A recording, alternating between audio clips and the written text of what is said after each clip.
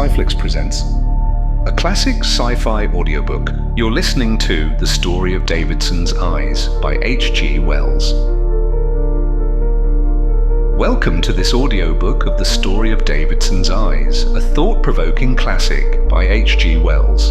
First published in 1895 in the New Review, this story captures Wells' unique ability to blend science fiction with psychological intrigue.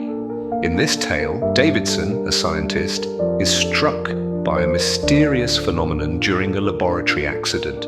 Suddenly, his vision is no longer his own. Instead, he perceives a distant tropical island filled with vivid sights and strange events, as though he is truly there.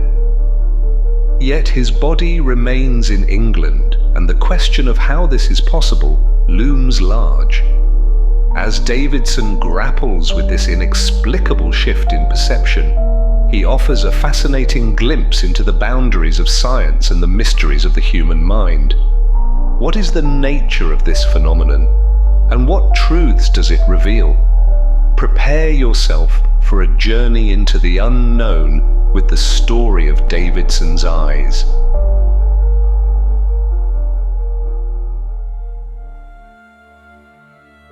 The transitory mental aberration of Sidney Davidson, remarkable enough in itself, is still more remarkable if Wade's explanation is to be credited. It sets one dreaming of the oddest possibilities of intercommunication in the future, of spending an intercalary 5 minutes on the other side of the world, or being watched in our most secret operations by unsuspected eyes. It happened that I was the immediate witness of Davidson's seizure, and so it falls naturally to me to put the story upon paper. When I say that I was the immediate witness of his seizure, I mean that I was the first on the scene. The thing happened at the Harlow Technical College just beyond the Highgate Archway. He was alone in the larger laboratory when the thing happened. I was in the smaller room, where the balances are, writing up some notes. The thunderstorm had completely upset my work, of course. It was just after one of the louder peals that I thought I heard some glass smash in the other room. I stopped writing and turned round to listen. For a moment, I heard nothing. The hail was playing the devil's tattoo on the corrugated zinc of the roof. Then came another sound, a smash, no doubt of it this time. Something heavy had been knocked off the bench. I jumped up at once and went and opened the door leading into the big laboratory. I was surprised to hear a queer sort of laugh, and saw Davidson standing unsteadily in the middle of the room with a dazzled look on his face. My first impression was that he was drunk. He did not notice me. He was clawing out at something invisible a yard in front of his face. He put out his hand, slowly, rather hesitatingly, and then clutched nothing. "What's come to it?" he said. He held up his hands to his face, fingers spread out. "Great Scott!" he said. The thing happened 3 or 4 years ago, when everyone swore by that personage. Then he began raising his feet clumsily, as though he had expected to find them glued to the floor. "Davidson!" cried I. "What's the matter with you?" He turned round in my direction and looked about for me. He looked over me and at me, and on either side of me, without the slightest sign of seeing me. "Waves," he said, "and a remarkably neat schooner. I'd swear that was Bellow's voice. Hello!" He shouted suddenly at the top of his voice. I thought he was up to some foolery. Then I saw littered about his feet the shattered remains of the best of our electrometers. "What's up, man?" said I. "You've smashed the electrometer." "Bellows again," said he. "Friends left if my hands are gone. Something about electrometers. Which way are you, Bellows?" He suddenly came staggering towards me. "The damned stuff cuts like butter," he said. He walked straight into the bench and recoiled. "None so buttery, that," he said, and stood swaying. I felt scared. "Davidson," said I, "what on earth's come over you?" He looked round him in every direction. "I could swear that was Bellows. Why don't you show yourself like a man, Bellows?" It occurred to me that he must be suddenly struck blind. I walked round the table and laid my hand upon his arm. I never saw a man more startled in my life. He jumped away from me and came round into an attitude of self-defense, his face fairly distorted with terror. "Good God!" he cried. "What was that?" "It's I, Bellows! Confound it, Davidson! He jumped when I answered him and stared, how can I express it, right through me. He began talking, not to me, but to himself. Here in broad daylight on a clear beach, not a place to hide in. He looked about him wildly. Here! I'm off! He suddenly turned and ran headlong into the big electromagnet, so violently that, as we found afterwards, he bruised his shoulder and jawbone cruelly. At that he stepped back a pace and cried out with almost a whimper, "What in heaven's name has come over me?" He stood, blanched with terror and trembling violently, with his right arm clutching his left, where that had collided with the magnet. By that time I was excited, and fairly excited. "Davidson," said I, "don't be afraid." He was startled at my voice, but not so excessively as before. I repeated my words in as clear and firm a tone as I could assume. "Bellows," he said, "is that you? Can't you see it's me?" He laughed. "I can't even see it's myself. Where the devil are we?" "Here," said I, "in the laboratory." "The laboratory," he answered in a puzzled tone, and put his hand to his forehead. "I was in the laboratory till that flash came, but I'm hanged if I'm there now. What ship is that?" "There's no ship," said I. "Do be sensible, old chap." "No ship," he repeated, and seemed to forget my denial forthwith. "I suppose," said he slowly, "we're both dead. But the rummy part is I feel just as though I still had a body. Don't get used to it all at once, I suppose. The old shop was struck by lightning, I suppose. Jolly quick thing, Bellows, eh?" "Don't talk nonsense. You're very much alive. You are in the laboratory, blundering about. You've just smashed a new electrometer. I don't envy you when Boyce arrives." He stared away from me towards the diagrams of cryohydrates. "I must be deaf," said he. "They've fired a gun, for there goes the puff of smoke, and I never heard a sound." I put my hand on his arm again, and this time he was less alarmed. "We seem to have a sort of invisible bodies," said he. "By Jove, there's a boat coming round the headland. It's very much like the old life after all, in a different climate." I shook his arm. "Davidson," I cried, "wake up!" It was just then that Boyce came in. So soon as he spoke, Davidson exclaimed, "Old Boyce? Dead too? What a lark!" I hastened to explain that Davidson was in a kind of somnambulistic trance. Boyce was interested at once. We both did all we could to rouse the fellow out of his extraordinary state. He answered our questions and asked us some of his own, but his attention seemed distracted by his hallucination about a beach and a ship. He kept interpolating observations concerning some boat and the davits and sails filling with the wind. It made one feel queer in the dusky laboratory to hear him saying such things. He was blind and helpless. We had to walk him down the passage, one at each elbow, to Boyce's private room. And while Boyce talked to him there and humoured him about this ship idea, I went along the corridor and asked old Wade to come and look at him. The voice of our dean sobered him a little, but not very much. He asked where his hands were and why he had to walk about up to his waist in the ground.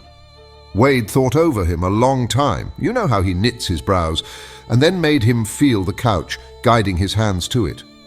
"That's a couch," said Wade. "The couch in the private room of Professor Boyce, horsehair stuffing." Davidson felt about and puzzled over it, and answered presently that he could feel it all right, but he couldn't see it. "What do you see?" asked Wade. Davidson said he could see nothing but a lot of sand and broken-up shells. Wade gave him some other things to feel, telling him what they were and watching him keenly. "The ship is almost hull down," said Davidson presently, apropos of nothing. "Never mind the ship," said Wade. "Listen to me, Davidson. Do you know what hallucination means?" "Rather," said Davidson. "Well, everything you see is hallucinatory." "Bishop Berkeley," said Davidson. "Don't mistake me," said Wade. "You are alive and in this room of Boyce's. But something has happened to your eyes. You cannot see, you can feel and hear but not see. Do you follow me?" "It seems to me that I see too much." Davidson rubbed his knuckles into his eyes. "Well," he said, "that's all. Don't let it perplex you. Bellows here and I will take you home in a cab." "Wait a bit," Davidson thought. "Help me to sit down," said he presently. "And now I'm sorry to trouble you, but will you tell me all that over again?" Wade repeated it very patiently. Davidson shut his eyes and pressed his hands upon his forehead. "Yes," said he, "it's quite right. Now my eyes are shut, I know you're right. That's you, Bellows, sitting by me on the couch. I'm in England again, and we're in the dark." Then he opened his eyes. "And there," said he, "is the sun just rising, and the yards of the ship, and a tumbled sea, and a couple of birds flying. I never saw anything so real. And I'm sitting up to my neck in a bank of sand." He bent forward and covered his face with his hands. Then he opened his eyes again. "Dark sea and sunrise, and yet I'm sitting on a sofa in old Boyce's room. God help me." That was the beginning. For 3 weeks, this strange affection of Davidson's eyes continued unabated. It was far worse than being blind. He was absolutely helpless and had to be fed like a newly hatched bird and led about and undressed. If he attempted to move, he fell over things or struck himself against walls or doors. After a day or so, he got used to hearing our voices without seeing us, and willingly admitted he was at home and that Wade was right in what he told him. My sister, to whom he was engaged, insisted on coming to see him and would sit for hours every day while he talked about this beach of his. Holding her hand seemed to comfort him immensely. He explained that when we left the college and drove home, he lived in Hampstead Village, it appeared to him as if we drove right through a sandhill. It was perfectly black until he emerged again, and through rocks and trees and solid obstacles. And when he was taken to his own room, it made him giddy and almost frantic with the fear of falling, because going upstairs seemed to lift him 30 or 40 feet above the rocks of his imaginary island. He kept saying he should smash all the eggs. The end was that he had to be taken down into his father's consulting room and laid upon a couch that stood there. He described the island as being a bleak kind of place on the whole, with very little vegetation except some peaty stuff and a lot of bare rock. There were multitudes of penguins, and they made the rocks white and disagreeable to see. The sea was often rough, and once there was a thunderstorm, and he lay and shouted at the silent flashes. Once or twice seals pulled up on the beach, but only on the first 2 or 3 days. He said it was very funny the way in which the penguins used to waddle right through him, and how he seemed to lie among them without disturbing them. I remember one odd thing, and that was when he wanted very badly to smoke. We put a pipe in his hands. He almost poked his eye out with it and lit it, but he couldn't taste anything. I've since found it's the same with me. I don't know if it's the usual case, that I cannot enjoy tobacco at all unless I can see the smoke. But the queerest part of his vision came when Wade sent him out in a bath chair to get fresh air. The Davidsons hired a chair and got that deaf and obstinate dependent of theirs, Widgery, to attend to it. Widgery's ideas of healthy expeditions were peculiar. My sister, who had been to the dog's home, met them in Camden Town, towards King's Cross. Widgery trotting along complacently, and Davidson evidently most distressed, trying in his feeble, blind way to attract Widgery's attention. He positively wept when my sister spoke to him. "Oh, get me out of this horrible darkness," he said, feeling for her hand. "I must get out of it, or I shall die." He was quite incapable of explaining what was the matter, but my sister decided he must go home, and presently, as they went up the hill towards Hampstead, the horror seemed to drop from him. He said it was good to see the stars again, though it was then about noon and a blazing day. It seemed, he told me afterwards, as if I was being carried irresistibly towards the water. I was not very much alarmed at first. Of course it was night there, a lovely night. "Of course?" I asked, for that struck me as odd. "Of course," said he. "It's always night there when it is day here. Well, we went right into the water, which was calm and shining under the moonlight, just a broad swell that seemed to grow broader and flatter as I came down into it. The surface glistened just like a skin. It might have been empty space underneath for all I could tell to the contrary. Very slowly, for I rode slanting into it, the water crept up to my eyes. Then I went under, and the skin seemed to break and heal again about my eyes. The moon gave a jump up in the sky and grew green and dim, and fish faintly glowing came darting round me, and things that seemed made of luminous glass, and I passed through a tangle of seaweeds that shone with an oily lustre. And so I drove down into the sea, and the stars went out one by one, and the moon grew greener and darker, and the seaweed became a luminous purple red. It was all very faint and mysterious, and everything seemed to quiver, and all the while I could hear the wheels of the bath chair creaking, and the footsteps of people going by, and a man with a bell crying coals. I kept sinking down deeper and deeper into the water. It became inky black about me. Not a ray from above came down into that darkness, and the phosphorescent things grew brighter and brighter. The snaky branches of the deeper weeds flickered like the flames of spirit lamps. But after a time, there were no more weeds. The fishes came staring and gaping towards me, and into me and through me. I never imagined such fishes before. They had lines of fire along the sides of them, as though they had been outlined with a luminous pencil, and there was a ghastly thing swimming backwards with a lot of twining arms. And then I saw, coming very slowly towards me through the gloom, a hazy mass of light that resolved itself as it drew nearer into multitudes of fishes, struggling and darting round something that drifted. I drove on straight towards it, and presently I saw in the midst of the tumult, and by the light of the fish, a bit of splintered spar looming over me, and a dark hull tilting over, and some glowing phosphorescent forms that were shaken and writhed as the fish bit at them. Then it was I began to try to attract Widgery's attention. A horror came upon me. Ugh! I should have driven right into those half-eaten things. If your sister had not come. They had great holes in them, bellows, and never mind, but it was ghastly. For 3 weeks, Davidson remained in this singular state, seeing what at the time we imagined was an altogether phantasmal world, and stone blind to the world around him. Then, one Tuesday, when I called, I met old Davidson in the passage. "He can see his thumb," the old gentleman said in a perfect transport. He was struggling into his overcoat. "He can see his thumb, Bellows," he said, with the tears in his eyes. "The lad will be all right yet." I rushed into Davidson. He was holding up a little book before his face and looking at it and laughing in a weak kind of way. "It's amazing," said he. "There's a kind of patch come there." He pointed with his finger.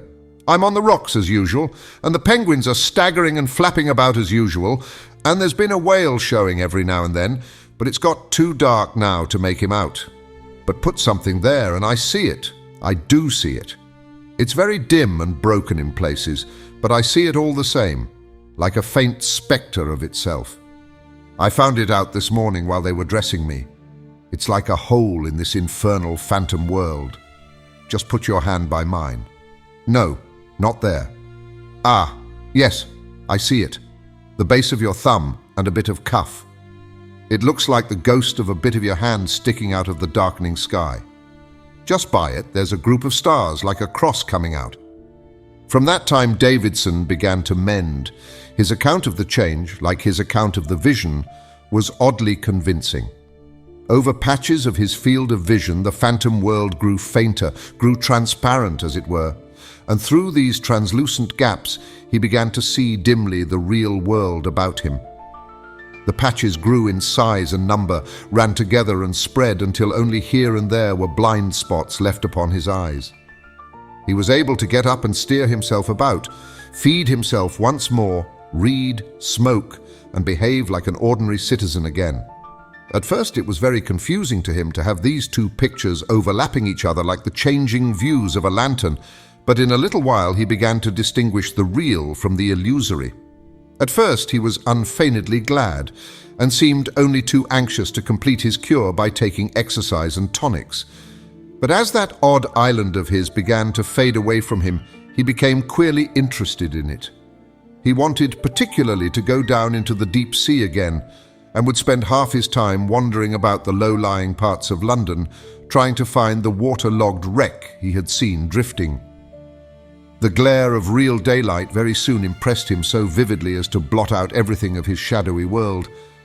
But of a night time, in a darkened room, he could still see the white-splashed rocks of the island and the clumsy penguins staggering to and fro. But even these grew fainter and fainter, and at last, soon after he married my sister, he saw them for the last time.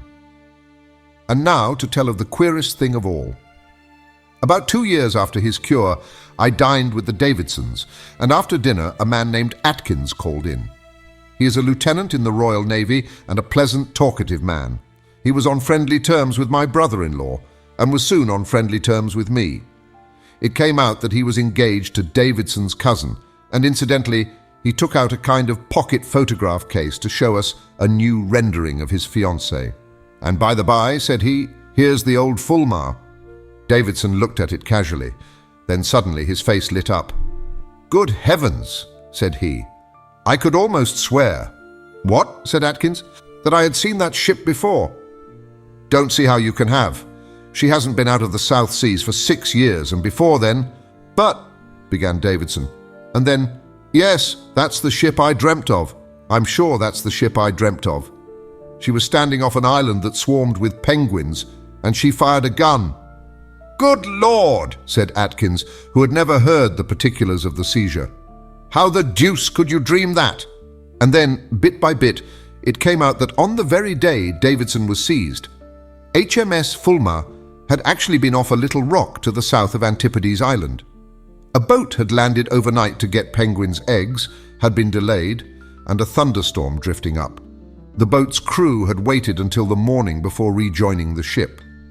Atkins had been one of them, and he corroborated word for word the descriptions Davidson had given of the island and the boat.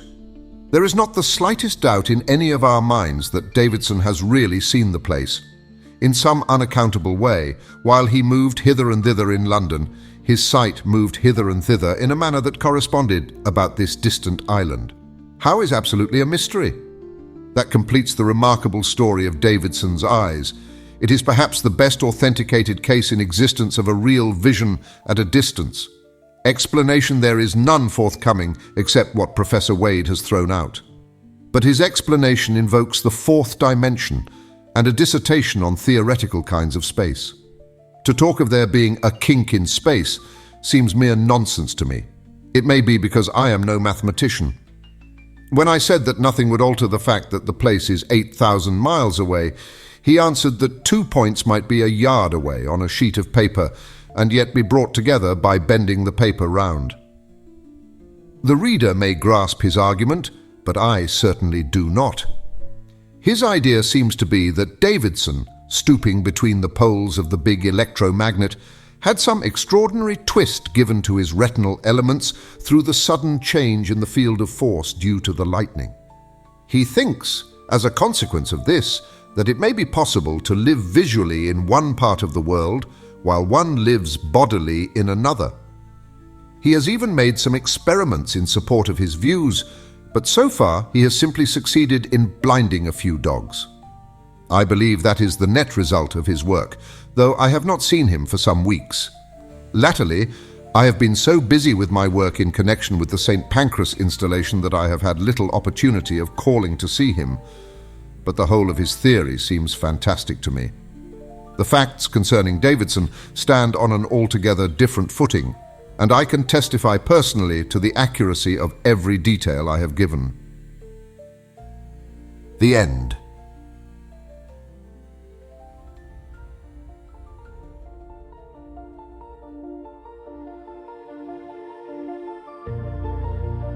Thank you for listening to The Story of Davidson's Eyes by H.G. Wells.